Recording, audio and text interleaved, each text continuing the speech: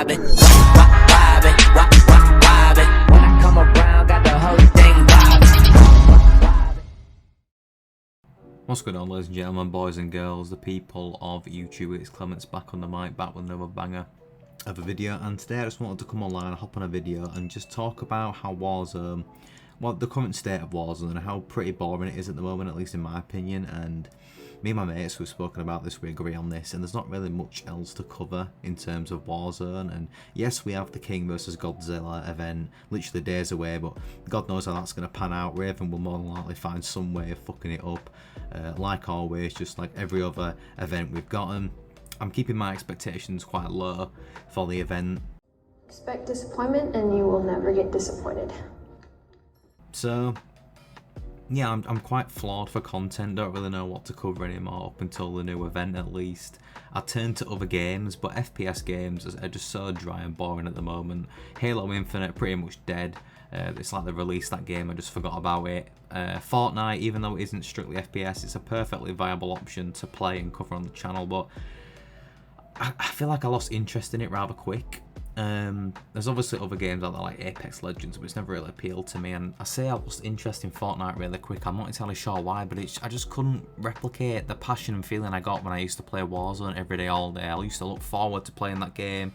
It just felt like I didn't really have to put any effort into the game to fall in love with it. It was just fun all the time for me, and I used to love making videos about it, and that's where my passion was. And that's why I think when I make a video now, I don't feel like I'm quite as passionate as I used to be about my content, which is a problem. But I mean, you know, there's still some passion left in there, because otherwise I still wouldn't cover Call of Duty. I still do play it, but I just don't enjoy it like I used to. You guys, if you're active on the channel and know me in the slightest, you'll know how I feel about Warzone at the minute. I used to play Warzone all day, every day, non-stop. Anytime I did have some sort of responsibility, I would be playing it, and now I just don't feel like touching it at all. I barely want to touch it, and I only ever hop on for content purposes the majority of the time. One thing I do want to cover is that we all know about, well, I'm hoping that we all know about the news that Call of Duty has supposedly lost 50 million players in the last year. That is a lot of players, especially in just a year. I think the majority of those players have probably dropped off of Warzone more than 6v6, since Warzone is basically the breadbinner for Activision, and to be honest, the only reason Call of Duty these days is still relevant is because of Warzone. I think the majority of players can say and agree that 6v6 multiplayer COD is dead. Whether you think that's down to Warzone or some other reason, it's dead. It sucks. Warzone sucks now, really, when you really want to think about it. But I've heard that Activision themselves, I've seen it on Twitter and in articles all over the internet, Activision themselves have come out and actually said that they blame the player loss entirely, it makes me laugh, entirely on Vanguard performing poorly due to it being a World War II game. And whilst that would most likely be a reason, one factor as to why they've lost all these players in just 1 year, just because, pretty much because World War II titles are always pretty boring. The devs can't really do much and be as creative or as imaginative due to the game's setting. So we always get boring, bland content for Vanguard and pretty much any World War II game that ever comes out. I mean, Call of Duty World War II, whilst I thought that was actually a pretty good game, you know, just the setting doesn't really open doors for exciting things. I will say that this Godzilla and Kong event is definitely, it's going to make more sense on Caldera with it being in World War II, just like Godzilla and Kong originally was, the originals, and you know, they were set back in the day. It makes more sense on Caldera than it ever would have done in any other Call of Duty title or any other, like, it wouldn't have made as much sense in Verdansk, even though I would have loved to see something this advanced and cool in Verdansk, but it is what it is. But I don't think Vanguard performing poorly in terms of sales and just everything and every other aspect is, I don't think that's the number one culprit to the player loss, and I think Activision know that, and they've just come out and claimed that Vanguard being the number one reasoning. In my opinion, they've just come out and said that as possible damage control, in all honesty. Warzone Pacific sucks. The majority of my subscribers in the player base will agree with me on that. Caldera has not been a success in the slightest. That is obviously another reason why. I mean, whether Activision want to admit it or not, let's call it what it is. Caldera is a stinking pile of shit and will always be a stinking pile of shit in my eyes, at least in comparison to Verdansk. I'd take Verdansk 84 over Caldera. So yeah, it's Warzone. It kind of works now and it isn't in quite as bad of a place as it was when Caldera first launched. It's still something you would want your kid to play when you know he's stepped out of line and done something wrong, as a form of a punishment. The game sucks, and not just from a technical standpoint. I mean, the map, not just from a technical standpoint, but in terms of map design, the map is just pure awful. It's destroyed my passion for the game, and I'm still praying they bring back Verdansk in some capacity, even though realistically speaking, I don't see it happening. I think that it's going to come to COD Mobile, but not Warzone, which is really disappointing, at least for me. I think they know it has to return at some point, but I don't know. I know the way that the game is tied in with Modern Warfare still, and there's a lot of hardware and technical limitations to what they can and can't do. I don't know if it's a possibility of Verdansk returning. Without the game becoming a mess again, I just don't see that happening, and if it did become a mess again, that would really fuck Warzone over, completely wipe its player base clean, guys, like the meteor wiped out the dinosaurs. It would be the exact same thing. It would be history repeating itself. It would be crazy, but yeah. So, I mean, devs say that they wanted map rotation, but apparently it's not possible with the Modern Warfare 2019 engine that Warzone obviously still currently runs on, with it being intertwined and stuff. Warzone wasn't actually meant to be supported after, a lot of people don't know this, but Warzone wasn't actually meant to be supported after Modern Warfare's life cycle, but because of how much of a success it became, and Warzone was, Activision saw that as a huge financial opportunity, obviously, as a business. And that's what Warzone was. It was a huge success. Everybody loved it. Everybody in the grandma and the dog was playing it. And it's only as of recently it sort of plummeted in terms of everything, ever since Warzone Pacific and Vanguard integration. Now, something else I wanted to talk about and add onto the list of reasons why I think Warzone or Call of Duty has lost so many players in just a year. I think that skill-based matchmaking seems to be getting stronger with every COD title that releases, and nobody wants that in the game except for obviously Activision. It just ruins the fun for everyone except a small percentage of players that benefit because they are protected by the skill bracket, essentially, because they suck that bad at the game. Or, you know, those top Twitch players will also benefit from this because they manipulate the algorithm or have some sort of whitelist access to ultimately promote the game. I don't care what anybody says. Top Twitch players or streamers or, you know, content creators are there to promote the game. It is marketing by Activision. They aren't exactly paid in money, but they are paid in terms of, well, they are kind of paid in money.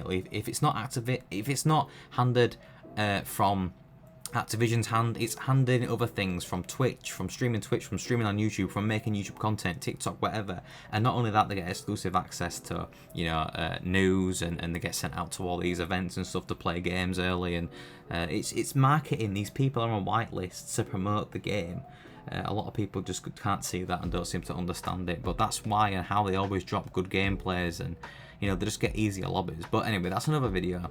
My point is, you can't have fun in it anymore without sweating your tits off, and I don't think that's fun for anybody. They only keep it in the game because it's profitable for them. I think that skill-based matchmaking is pretty much proven by the fact that they've lost so many players in just a year. Skill-based matchmaking has been proven to be terrible for player retention.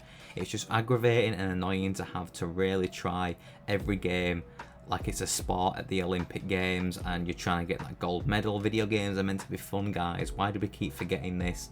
But they just aren't anymore, or they don't seem to be, because of how awful the gaming industry has become. And I'm not just talking about Call of Duty, I'm talking about gaming in general. The gaming industry is one of the worst industries ever, due to corporate greed and all this other mumbo jumbo. But yeah, so like I mentioned, the Caldera launch was rough, so the Warzone decline isn't really a surprise, and players, a lot of them will have had enough from the game in the first week.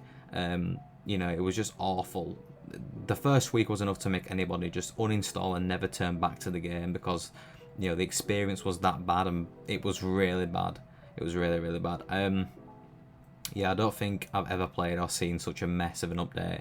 And apparently the reason why Warzone was so buggy, and still is, apparently, is because Warzone, it's that bloated now that they bring out all this seasonal content, which is great, but with the updates that they bring, that content that comes in those updates also comes along with a shed load of new bugs, and the devs don't even know how or what they are breaking within the game anymore.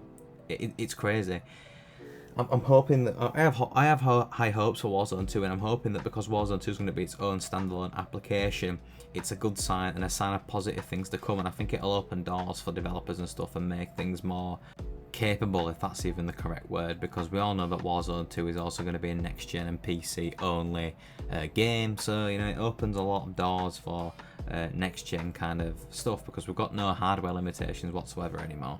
Now they know that how big and successful Warzone can be, and I think that now they know that they're going to really try Warzone 2 and just make it capable of having all these titles intertwined into one game. I think it'll be done a lot differently with Warzone 2 as well. Like I've said, Warzone 2 is going to be next gen and PC only, which in my opinion is fantastic. We have the hardware now essentially for these huge BR games to be more possible, and it's one less thing for the devs to worry about. Can you actually imagine all these different versions of the game running Warzone 2 on the same servers? We don't need it, and I think that's another reason as to why Warzone is a mess. There's so many different factors in my opinion as to how and why Warzone has turned into a big fat turd, or should I say Call of Duty in general has become a big fat turd. I could go on and on and on, but I think I've rambled enough, to be honest. I could go on and on and on and on about different reasons and opinions and all these different factors that I think are the reason behind why Call of Duty is slowly ultimately dying. I don't think it would be dying if Activision wasn't killing it. So yeah, I could go on and on, but I think I'm just going to leave things here. But yeah, in all, in conclusion, I think that Warzone is boring, dying and bleeding players because of greedy monetization practices made by a money-hungry corporate business we know as Activision. And another reason is it's a lack of passion from developers, evidently. And apparently developers behind Raven Software, the developers in Raven Software, don't even play their own game. Are you kidding me? They don't even play their own game. Honestly, it baffles my brain. No wonder it's a mess, and it was a mess when it launched. They most likely don't even game test a damn thing. Raven Software is just another video to be made, guys. I'm stuttering because I'm getting annoyed. Honestly, I absolutely hate that team with a passion. They have ruined the game. They have ruined a game I fell in love with, honestly. But yeah, anyway, thank you for everybody for stopping by, and to those that have stayed till the end, you're all absolute legends. Thank you so much. So yeah, I've been Clements. You guys have been absolutely awesome as always, and I'll see you guys in the next one. God knows when that'll be, but yeah, peace out and take care.